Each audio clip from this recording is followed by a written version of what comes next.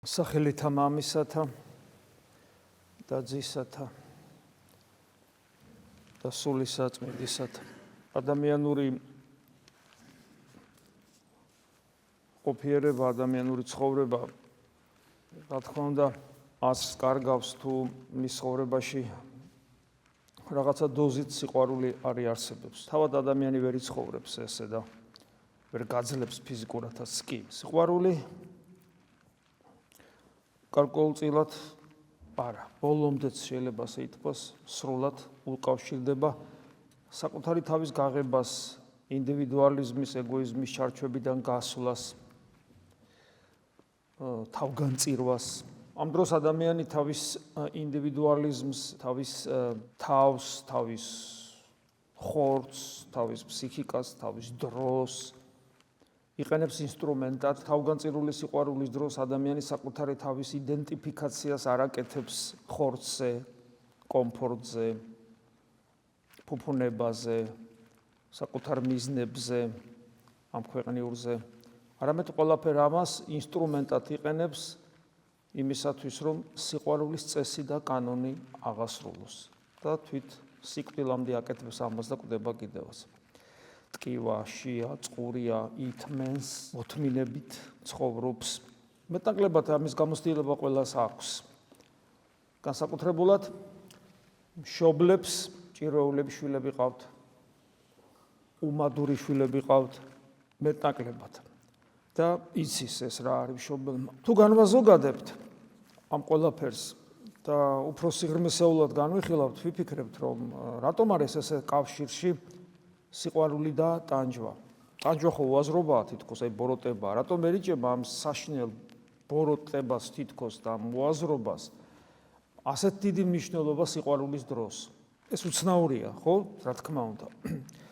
პირველ რიგში ეს იმიტომ, რომ ადამიანი, რომლის პოტენციურ სიყვარულზე ჩვენ საუბრობთ, ადამიანი, რომლის სიყვარულზე ჩვენ საუბრობთ, ჩვენ არ ვსაუბრობთ ახლა ძაღლს, რომ თავისი პატრონი უყვარს და ლეკვები კრუხს წიწილა. ჩვენ არა ბიოლოგიურ სიყვარულზე, არამედ აი სხვანაირი ტიპის სიყვარულზე, როცა ადამიანი გაცნობიერებულად აკეთებს ყოველივე ამას და არა უბრალოდ ინსტინქტით. ეს საინტერესოა იმით, რომ ეს სიყვარული, რომელიც ადამიანში პოტენციურად არის და არ არის რეალიზებული, ის როგორც თავისუფლება არის პოტენციაში და არ არის რეალიზებული, ეს სიყვარული, ის როგორც თავისუფლება, ისე როგორც პიროვნულობა, ეს არის ტრანსცენდენტული ღმერთის, სამყაროს მიღმიერი ღმერთის თვისებები. ჩვენში რომ არის ეს უცნაურია, იმიტომ რომ ჩვენ ამ ქვეყნის შვილი ვართ ყველანაირი მოცემულობით.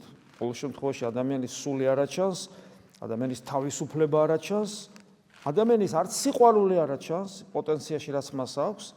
ერთი ბიოლოგიური ერთი ლუარსაბ თათქარეძეა ყველა ადამიანი, ყველა თავისთვის ცდილობს, თავისთვის ცხოვრობს. ყველაფერ ამ ღირებულებებს თავისუფლება იქნება ეს თუ სიყვარული, ყველაფერ ამასაც და სიცოცხლე, ყველაფერ ამასაც სათავისოდ იყენებს, თავისი ეგოიზმისათვის, თავისი ინდივიდუალიზმისათვის. მაინც ვთანხმდებით, მიუხედავად ამ ყოველივისა, მაინც ვთანხმდებით, რომ არა, ნამდვილი სიყვარული და ნამდვილი თავისუფლება თავგანწირვის გარეშე არ მოდის. და ეს თავგანწირვა რაში ჭირდება სიყვარულს და თავისუფლებას? სიყვარულს და თავისუფლებას ეს თავგანწირვა არ ჭირდება. უბრალოდ ადამიანი არის ისეთი არსება უცნაური, რომელიც აქ კი არის, მაგრამ პოტენციაში ის ტრანსცენდენტული ყოფიერების, ანუ ზეცის მოქალაქეა. და ზეციური და მიწიერი მასშია ესე გადაზელილია. თან ეს მიწიერი ხო დაეცა და დაზიანდა ადამიანიდან გამომდინარე. და მიდრეკილია დემონური და პირუტყული მიდრეკილებები აქვს მასში, ხო? და ამიტომ ეს ყველაფერი, ეს ღირებული და ეს ბოროტი ერთმანეთში აღრეულია. და ამიტომაც ხდება, რომ ნამდვილი სიყვარული და ნამდვილი თავისუფლება შეუძლებელია თავგანწირვის გარეშე, ხოლო თავგანწირვას ტკივილი და ტანჯვა ახლავს. ჩვენ ყველა ვიცით, რომ ჩვენც ვტკენია, ჩვენ ახლობლებსაც ვტკენია, ჩვენც დავტანჯულ ვართ, ჩვენი ახლობლების დატანჯულა. ეს იქნებოდა ავადმყოფობა თუ რაღაც ცხოვრებისეული სიტუაციები თუ უსამართლობა თუ სხვა ადამიანებისგან მიღებული ტკივილი და ასე შემდეგ. ადამიანს სულ რაღაცა პრობლემა აქვს. სულ რაღაცა პრობლემა აქვს, რომელიც მისგან დამოუკიდებლად ხდება ზოგი და ზოგი მისი ბრალეულობა რომ არ იქიდან ხდება. ცხოველიც იტანჯება, ხო, რამდენად გზნობს ადამიანი ვითი განიცდის ამას ვასაკითხია, მაგრამ შეუძლებელია ამ სამყაროში არსებობდე ხორციელა და არ იტანჯებოდე თუნდაც იმიტომ, რომ ამ სამყაროში, მატერიაში და ფიზიოლოგიას, ბიოლოგიას, მატერიის ნაწილია, ყველაფერი ხსნას ექვემდებარება. ყველაფერი განადგურებისკენ მიდის. ყველაფერი აბსოლუტურად. ვიცით, რომ მზეს ჩაქრება დედამიწას განადგურდება, ჩვენი galaktika მთლიანად, ეს ყველაფერი ასე მუშაობს მატერია. ამიტომ შეუძლებელია, რომ ადამიანი არ იტანჯებოდეს. იმიტომ რომ მას ცხოველის ხორცი აქვს, ტყავის სამოსელი გვაქვს. ღმერთმა აი ამ თითქოს უაზრო მდგომარეობას, რომ ადამიანი თავისუფლებისა და ღვთაებრივი სიცოცხლის მატარებელი და პოტენციაში უკვდავების მატარებელი არსება უცებ შემოსილია ამ ხრწნად შესამოსელში, ტყავის სამოსელში ცოდვით დაცემის მერე, რომელიც აუცილებლად იტანჯება, აუცილებლად იხწნება, აუცილებლად ბერდება, აუცილებლად მოკვდება. აუცილებლად. მე ამას ემატება ჩვენი ეს საშინელი უსიყვარულობა და ამიტომ მრავალი ადამიანი ძალადობით კვდება და ასე შემდეგ ავადმყოფობა ცალკე არსებობს. და ის საოცრება ის არის, რომ ღმერთი რომ ამ სამყაროში შემოვიდა, მე ამდენი იმიტომ ვისაუბრე, რომ ეს არის ჩვენი მოცემულობა, ეს არის რეალობა. ამას ვერსად ვერ გავექცევით ვერავინ, ჩვენი თავი დაწყებული, ჩვენი შვილები, შვილიშვილებით ვერავინ ამ მდგომარეობას ვერ გაექცევა. მაგრამ საოცრება ის არის, რომ აი ამ სამყაროში, ამგვარ სამყაროში, ამგვარ თითქმის ჯოჯოხეთურ ყოფაში შემოვიდა ის, რომელიც უკვდავია, რომელიც აბსოლუტური ძლიერება არის, რომელიც აბსოლუტური სიკეთეა, აბსოლუტური სიყვარულია, ის შემოვიდა და გონება მიუწვდომლად თავის პიროვნებაში მიიღო ადამიანური ბუნება და ამით მთელი სამყარო პოტენციაში. და ის რაც ჭირს ამ სამყაროში მყოფ ადამიანს, ცოდვილ ადამიანს, მოვიდა აბსოლუტურად უცოდველი თავისთავად ცხადია, ღმერთია. და აი ეს რაც ჭირს ცოდვილ ადამიანს, ეს ჭირი საკუთარ თავში მიიღო. გახსოვთ გეციმანის ბაღში მაცხოვრის ლოცვა და როგორ ეუნება ზეციურ მამას. ამარიდე ეს სასმის. შენ შეგილია და ამარიდე, მაგრამ ნუ იქნება ნება ჩემი, არამედ იყოს ნება შენი. აქ რა თქმა უნდა ადამიანურ ნებაზეა საუბარი, რომელიც აბსოლუტურ მორჩილებაშია, ღვთაებრივ ნებაში თავისთავად ცხადია, მაგრამ აი აქ რა ჩანს, რომ რა თქმა უნდა ადამიანურად ის ტკივილი, რომელიც მათ თითოეული ადამიანისათვის უნდა განიცადოს, მისთვის ეს სასიამოვნო როგორ არის, თავისთავად ცხადია საშინელება. მაგრამ აი ამ ლოცვაში, რომელიც მოციქულებმა გაიგეს და მე ჩაგვიწერეს ღვთისგანგებით, ჩვენ დავინახეთ ღვთის განკაცების, ადამიანად მოსული ღმერთის თუ ადამიანურ სიტყვას ვიხმარ, გამოვიყენებთ სრული ტრაგიზმი. ანუ ეს არის ყოვლის ღმერთია, გესმით, galaktikების შემოქმედია, ყველაფერი მის ხელშია. როცა მოუნდება წყალზეც გაივლის და საერთოდ 4 დღის გაღწნილს უკვე რო არაფერი აღარ არის, 4 დღის იმ სიცხეში, 4 დღის მკვდარი ხო გესმით რას ნიშნავს.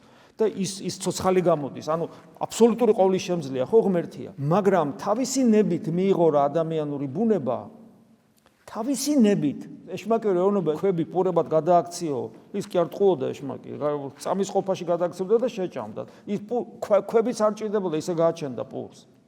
გახსოვთ ის 5 პური და 2 თევზის ამბავი. ისიც არ ჭირდებოდა, უბრალოდ თლათ მოჩვენება რო არ გონებოდათ მოწაფეებს, ის თორე არ ჭირდა, არაფერი არ ჭირდება ღმერთს, არაფრისაგან ყველაფერს ქმნის. მოკვდა თვითონ, განიცადა ეს სიკვდილი და საკუთარი თავი აღადგინა და საერთოდ უხრწნელი გახდა და რაღაც სხვანაირი გახდა, ხო? მას შეელოს ადრეს გაეკეთებდა, როცა უნდა მაშინ გააკეთებდა. გესმით, როცა უნდა მაშინ გააკეთებდა. მაგრამ ნახეთ რა არის, რომ იგი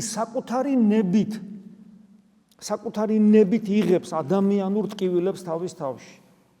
ადამიანურ შიმშილს, ადამიანურ ტკივილს, ადამიანურ ღალატს, რიტუალებს, სხვადასხვა რელიგიურს, მათ შორის წინადაცვეთას, დაბადებიდანვე დევნას, ცუდ პირობებში გაჩენას, მეგობრებისაგან მიტოვებას, უსიყვარულობას, რომ ამისი არესმით, ბოლოს საშინელი შეურაცხყოფით, აი ესე ტანჯვას და ბოლოს ყველაფერს საკუთარი ნებით იღებს. ის რომ ჩვილი ბავშვია, ის რომ მოსავლელია პატარა ბავშვი. დაბანა უნდა, ჭამა უნდა, ამ ყველაფერს თავისი ნებით ტვირთულობს, გესმით? სამყაროს შემოქმედი.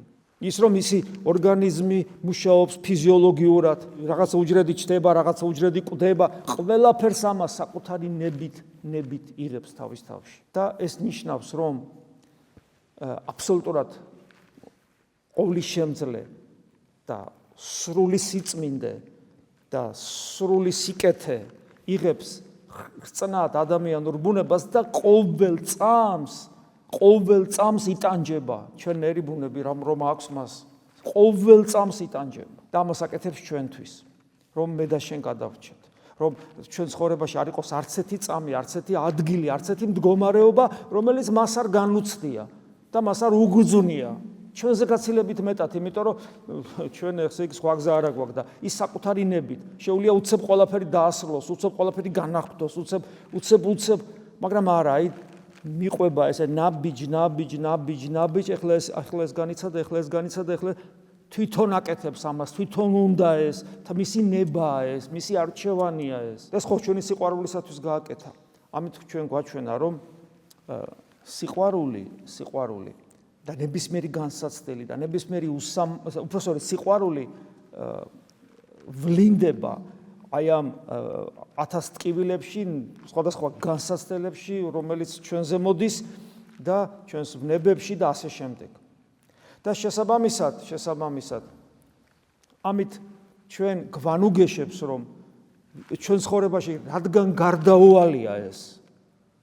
გარდაუვალია ვნება ტკივილი ტანჯვა, უსამართლობა ჩვენ თავზე მოწევნული და უსიყვარულობა და ბოლოს სიბერეც ავადმყოფობას და სიკვდილის რადგან გარდაუვალია.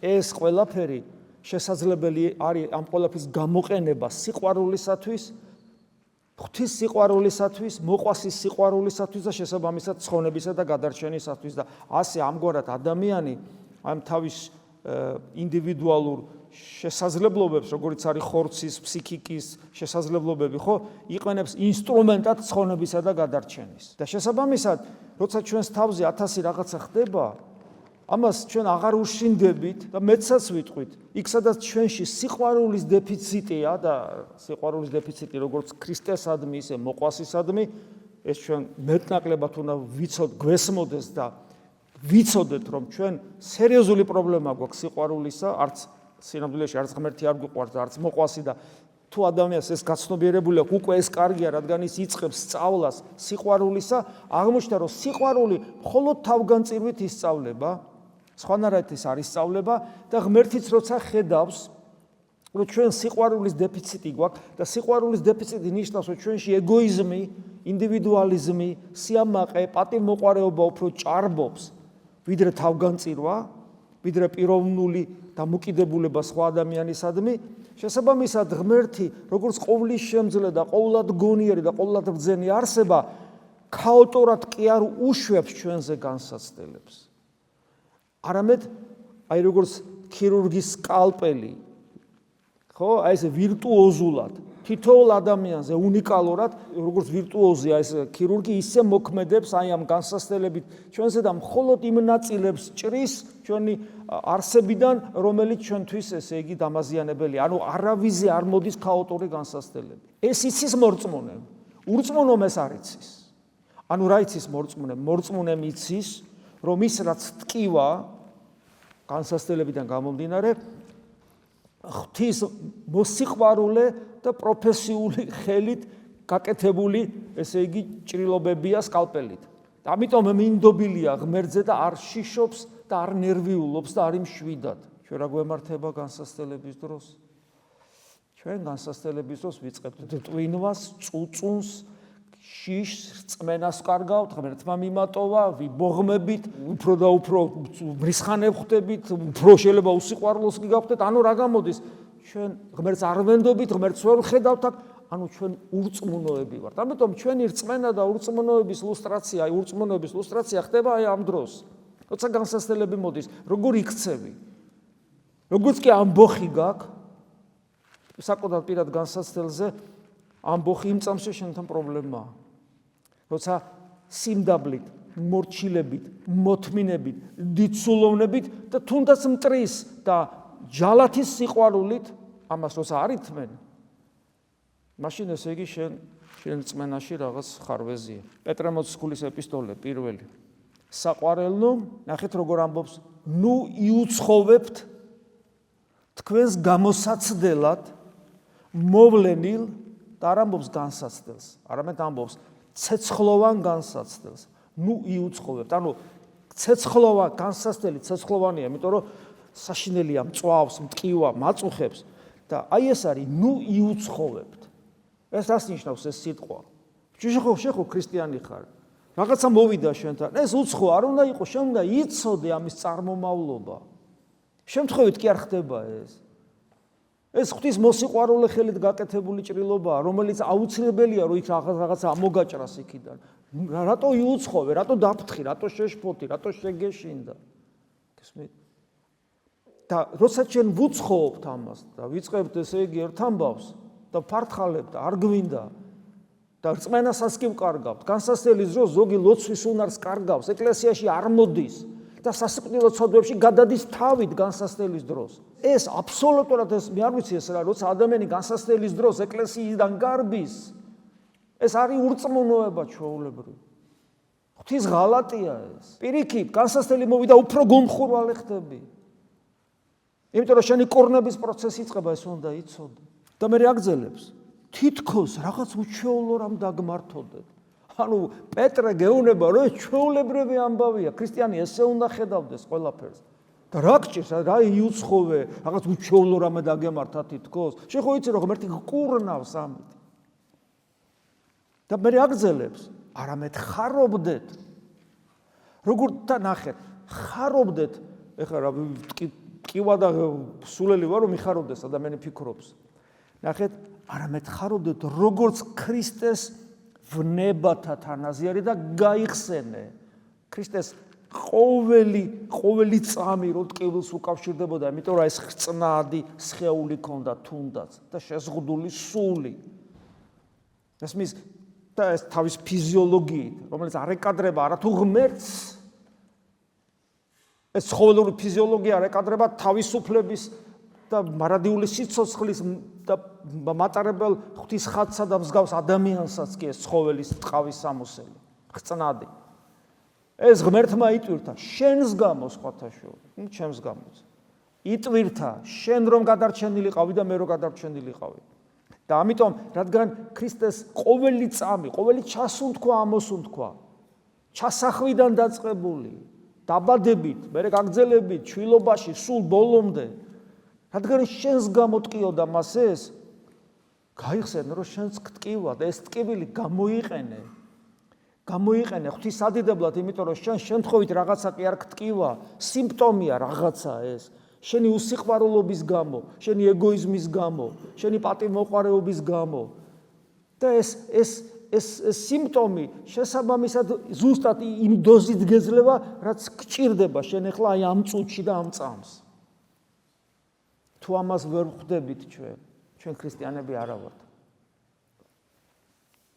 და როდესაც ქრისტეს ვნებათა თანაზიარი ხდები, აი რაღაცა გაწუხებს, ხო? რაღაცა მოვიდა განსასწრელი, უსამართლობა, რაღაცა ტკივა, ანავანტყოფობა. იცოდე, რომ ეს არ არის შემთხვევით მოსული. იმიტომ მოვიდა, რომ განიკურნო ეგოიზმისგან, ანგარებისგან, უსიყვარულობისგან, ცხოველობისგან, დემონური სულისკვეთებისგან. და შენი კურნება იცით რატო ხდება? ქრისტე მანამდე სანამ შენ ტკივა, ეხლა მანამდე ქრისტეს ტკიოდა საშინელი ტკივილით ყველა დაბადებული და ჯერ დაუბადებელი ადამიანისათვის ყველასთვის ტკიოდა.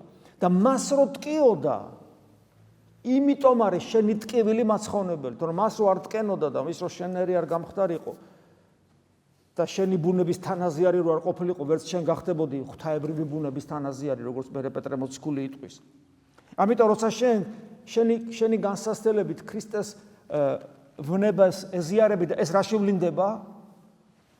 არ მრისხანებ, არ შფოთავ, არ ბოროტდები, მტრის მიმართაც კი არ ბოროტდები, არამედ უფრო მეტად და მეტად აღივსები ღვთისმსახურებით, წირვის სიყვარულით, ლოცვით, წმინდა მამებისადმი სიყვარულით, მოყვასისადმი სიყვარულით, უფრო მეტ ქრისტიანობას ავლენ. ეს არის ქრისტეს ვნებათა თანაზიარი ხდები, მაშინ აგძელებს. თუ ესე იქნები, მაშინ მოხდება რა? მისი დიდების გამოცხადებით გაიხარებდა მხიარული იქნება. ესე ამბობს, რათა მისი დიდებით გამოცხადებით, როცა ქრისტეს უნებათა თანაზიარი იქნები, მისი დიდების გამოცხადებით იხარებდეთ და მხიარულობდეთ კიდევაც. მისი დიდების გამოცხადებით. ეს რა თქმა უნდა არის უფლის დაბრუნება, როგორც ხშირად გითხოვს, ეს არის ჩვენი გარდაცვალება და მის წინაშე წარსდგომა, და ეს არის ყოველ წირვაზე, ყოველ ლოცვაზე, ყოველ ჩასუნთქვაზე იესოს სახელთან ერთად, როცა ჩვენი გული ხანდახან როცა იგრძნობს მის შეხებას და მისი დიდება მე რომ ახარებს. ეს ზოგადად ნებისმიერი განსაცდელი ზროს, რომელიც ჩვენი ეგოიზმიდან, ანგარებიდან არსებობს. მაგრამ არსებობს სხვა ტიპის განსაცდელების და ეხლა აგრძელებს. თუ ქრისტეს სახელისათვის გაგინებენ, აი 9 ნეტარების ბოლო ნეტარება როა. თუ ქრისტეს სახელისათვის გაგინებენ, ან ეხლა ერთია როცა შენი ეგოიზმისთვის და შენი უცოდვებისთვის იტანჯები და ესეც როგორ უნდა წარმართო, რამე თუ საკურნებელია. და სხვა არის, როდესაც ქრისტეს სახელისთვის, აი ქრისტიანი რო ხარ, იმიტომ გაგინებენ. და მაშინ გეუბნება პირდაპირ, ნეტარი ხარ. ეს 9 ნეტარების კიდევ მეორე პერიფრაზირება. 9 ნეტარების ბოლო მუხლის. ნეტარი ხარ, ანუ ბედნიერი ხარ გეუბნება პეტრე მოციქული. რატომ ხარ ბედნიერი? რადგან თქვენზე ასე დროს ივანებს სული დიდებისა და სული ღვთისა. სულიწმინდა ღმერთი გარდამოდის და მადლით გავსებს ამ დროს. იმიტომ რომ სულიწმინდა ღმერთი სად გარდამოდის, სადაც ქრისტე იდიდება. ეს ამბანური ჭეშმარიტება წმინდა წერილით ვიცით ჩვენ ეს. და როცა შენ ქრისტეს გულისათვის იგინები, ეს ნიშნავს, რომ შენ ქრისტეს დარსაქციელს ჩადიხარ და ამას სოფლის სულით დაგეტაკა. ატანა არა ქრისტესი და ამ დროს შენიც, ესე იგი იდიდება, შენით ქრისტე იდიდება, ესე იგი შენზე და შენში საღვთო მადლი გარდამოდის, სული ღვთისა. და ამბობს და განსხვავება, მათ მიერ იგმობა საღვთო სული, რაც ფაქტობრივად სულიწმინდის გმობა, თქვენით კი იდიდება. თქვენით იდიდება. და ეს ჩვენით რო ღმერთი იდიდებოდეს, ჩვენი ვალდებულება ეს მცნებად მოგვეცა, მცნებად. ამას ნიშნავს სხვათა შორის მამაო ჩვენოს წმინდა იყავს სახელი შენ. ეს არის. ხოლო ნურცერს თქვენგანს ნუ ევნება რა, როგორც მკვლელს, ამ პარავს, ამ ბოროტ მოქმედს და ასე შემდეგ. ხოლო თუ ევნება როგორც ქრისტიანი, ნუ დაირცხმეს, არამედ ადიდოს ღმერთი ამის გამო, ნუ შერცხვება როგორც ქრისტიანს თუ გალანძღავენ. რადგან და აქ ამბობს ესეთ რამეს. ხო ამბობს, რომ ანუ ბოროტ მოქმედსაც შეიძლება ევნოს, მაგრამ ესეც სასარგებლოა ბოროტ მოქმედისთვის, წეღანაც თქვით. მაგრამ როგორც ქრისტიანს რო ევნება, ეს კარგია. და მე უცებ ესეთ რამეს ამბობს. რადგანაც დროა, ნახეთ როდის ამბობს, პეტრე ცოცხალია. ანუ პირველი საუკუნეა. ეხლა 21 საუკუნეა. იმის მერე ჩვენ რა ხო არ განვითარდით, რაღაც დოზით განვითარდით, რაღაცა დოზით, მაგრამ განვითარება ეს უფრო ეს გარეგნული იყო საღვთისმეტყველო თვალსაზრისით, კულტურული თვალსაზრისით ქრისტიანები. მაგრამ პეტრე სად არის, ხო? ეხლა პეტრეს დონეზე ხო ვერ ამსულვართ ჯერ კაცმარო. და ნახეთ როდის ანუ ჩვენ იმის მერე სულ დეგრადირებთ და აგერ 21 საუკუნეა და ბოლოს ანტიქრისტე მოვა და პირველ საუკუნეში ამბობს, რადგან დროა ღვთის სახლიდან დაიწყოს განკითხვა, რატომ ღვთის სახლიდან? იმიტომ რომ პასუხისგებელი ჩვენ ვართ. სამყარო რო ცუდია და სამყაროს ერთი სული რო აქვს, რომ ანტიქრისტე მოვიდეს და თვით ქრისტიანული კულტურის მქონე ერებსაც რომ ვერ გაუგიათ ჭეშმარიტება სად არის. და ზოგს ჩრდილოეთიდან ამოდის მზე და ზოგს დასავლეთიდან და ზოგს აღმოსავლეთიდან და საიდან აღარ ამოდის და ზოგს პირდაპირ ქვესკნელიდან. როცა ვერ გაუგია ეს. ესე იგი რა გამოდის? გამოდის რომ პასუხისგებლობა პატრე მოციქული ჩვენ გვაკისრებს. იმიტომ რომ თქვენით არ იდიდება ქრისტე.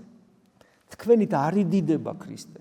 აი იმათი იგმო თქვენით უნდა იდიდება, არ იდიდება, დრო არ იდიდება და მაგძელებს, რადგან დროა ღვთის სახლიდან დაიწყოს განკითხვა და მე აგძელებს. ხოლო თუ ჩვენი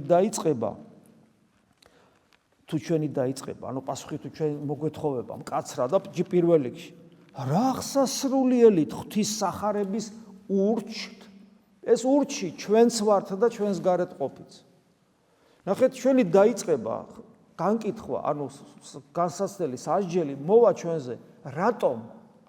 იმიტომ რომ სახარების ურჩნი ვართ. ესე იგი თურმე ეგ პეტრე მოციქული პირველ საუკუნეში ამბობს. ჯერ კიდე რომ სახარება დაწერილი არ არის. აი მაშინ იწყება ეს ყველაფერი. მას სახარებაში ამ შემთხვევაში წერილობით კი არ იგულისხმება ის რაც ახარეს მოციქულებმა, რაც ქრისტემ გვახარა და მერე მოციქულებმა. აი ეს იგულისხმება. ანუ ახალი აღთქმის სული, რომელიც აი ესე უხვად იღვრებოდა, ხო, ადამიანებზე, ისინი მოციქულები რო ქადაგებდნენ. და ამბობს, რომ ადამიანი შეიძლება იყოს ეკლესიის წიაღში, ანუ ღვთის სახლში და სახარების ურჩი იყოს. ჩვენ როგორები ვართ? ეს უსხო ხო არ არის? ჩვენ ხო ვიცით, რომ აქ ვარ, მაგრამ თან ურჩი ვარ სახარების. ამაშია საქმე. და მე აგზელებს, თუ მართალი საოცრება არა. აი ქრისტიანობას რაში ჭირდება ლიბერალიზმი, მაინტერესებს.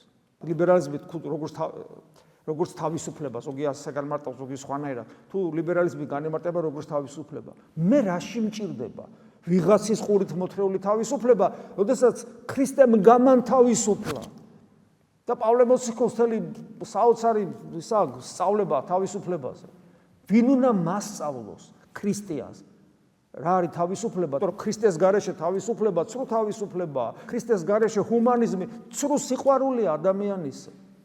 როგორ შეიძლება ადამიანი ქრისტეს მოწყვიტო და მიმტკიცო რომ ადამიანი გიყვარს, იმიტომ რომ ეს ქრისტეს მოწყვეტილი ადამიანი, როგორც ხშირად ვამბობ ხოლმე, რამდენიმე წელიწადში 3 კილო ძვლად გადაიქცევა მიწაში, არც მეტი, არც ნაკლები და ეგ არის ადამიანის სიყვარული.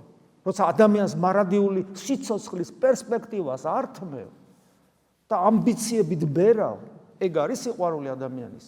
ანა თავისუფლება არის, როდესაც ნებისმიერი ქვენა გრძნობის გამართლება ხდება და გიმტკიცებს დარვინით იქნება თუ პირდაპირ თუ არაპირდაპირ გიმტკიცებს რომ ცხოველი ხარ და შენი ცხოვრების არსი არის სიამოვნება და როგორც გინდა ისე ისიამოვნე. საუბრობს მე ესე, ხო რა ვიცი, ყველა ღმერთი სიყვარულია, ყველა ცხონდება. და ეს ადამიანში რასაკეთებს იცით ეს დამოკიდებულება, რომ ხო აი ღმერთი ხო სიყვარულია და ნუ რა მნიშვნელობა აქვს და ხო ეს იმ ცეცხლს, რომელიც ცეცხლზეც უფალი ამბობს, ცეცხლისა მოვეთ მოფენად ქვეყანასა ზედა და მნებავს რომ აწვი აგეგზნას, აი ამ ცეცხლს აკრობს. აი ესეთი მოდუნებული ქრისტიანობა. ეწინააღმდეგება ეს წმინდა წერილს. მრავალგზის და აი ახლაც თუ მართალი ვინ არის? ღვთისნების აღსრულებელი. და უცებ ამბობს პეტრე მოციქული, თუ მართალი ძლივსღა ცხონდება. მართალი ძლივსღა ცხონდება, ძლივსღა მართალი. უკეთური და ცოდვილი სადღა იყოს? ამიტომ ღვთისნებით ვნებულთაც მას ღვთისნებით ვნებულთაც, ანუ ის ვიც აი ვერ არის მართალი ბოლომდე და ამის გამო ღმერთი უშვებს ჩვენზე განსაცდელებს, მას ანუ ღმერთს როგორც ჭეშმარიტ შემოქმედს მიანდონ თავიანთი სული. ანუ ის რაც ტკივილები და ვნებები და უსამართლობები და რაღაცები რაც ჩვენ გვაქვს, ეს მისგან არის, ვიცოდეთ ჩვენ ეს და მას უნდა მივანდოთ, როგორც ოსტატ მკურნალს და ვიცოდეთ რომ ის განგვკურნავს ჩვენი ტკივილებით და განსაცდელებით.